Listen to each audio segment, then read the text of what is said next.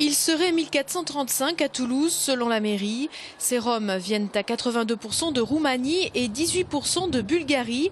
C'est une population présente et visible, parfois reconnue coupable de faits délictueux, mais rarement de grande délinquance. Leur présence sur la voie publique, si elle est effectivement remarquée, ne donne pas forcément lieu à des évacuations ou à des interventions de police. Voilà. Donc en ce sens, il est vrai que ce n'est pas la population la plus sensible et qui préoccupe le plus la police toulousaine à l'heure actuelle. On s'aperçoit que les motifs sont plutôt futiles, donc rien ne laissait présager ce genre de différend. Néanmoins, il nous appartient de retenir que ça se règle avec des armes à feu, peut-être avec des armes blanches, donc il ne faut pas non plus négliger l'aspect assez dangereux de nos interventions dans ce cas de figure dans ces camps. Et là, on sait très bien à quoi s'en tenir et on prend toute précaution utile, bien entendu.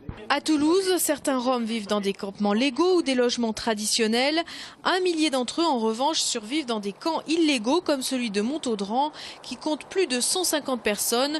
Pour les associations, ce drame était inévitable. On s'y attendait à tous les niveaux, et pour l'étincelle qu'a mis le feu sur les questions électriques, et pour le fond, c'est-à-dire qu'on ne peut pas accepter qu'au XXIe siècle, des gens soient logés comme ils sont logés dans des campements comme celui de Montaudran, où rien n'est fait si ce n'est de la bidouille au niveau électricité, où l'accès à l'eau n'est pas toujours pérenne, et puis où il n'y a strictement rien, même pas de toilettes sèches, rien qui fasse que la vie soit un minimum vivable. Et puis se retrouver avec des communautés qui ont tant en commun au niveau du mal-vivre et qui se retrouvent à se foutre sur la gueule, c'est inacceptable.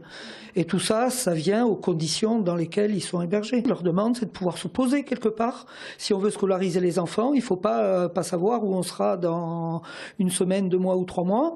Et il faut que quelque part, il y ait une situation un petit peu pérenne qui leur soit proposée, dans des conditions de vie dignes de ce nom. Les Roms de Toulouse font l'objet d'un suivi, recensement et accompagnement dans le cadre d'une MOUS, une maîtrise d'œuvre urbaine et sociale depuis le début de l'année. Pour la municipalité, il n'y aura pas de changement de cap. Le maire a bien placé la question de principe, c'est que il a précisé qu'il refusait l'installation des camps illégaux. Là, il y a une procédure judiciaire qui existe, mais que cette fermeture des camps illégaux serait accompagnée des mesures sociales qui sont les mesures adaptées aux populations qui sont sur place, puisqu'il s'agit de populations installées et pour lesquelles il faut essayer, dans la mesure du possible, en fonction de leur volonté et des possibilités, de trouver des situations de réinsertion. L'avenir du camp de Montaudran paraît scellé. Illégal, il devrait être expulsé, mais difficile pour l'instant d'avoir des indications de délai.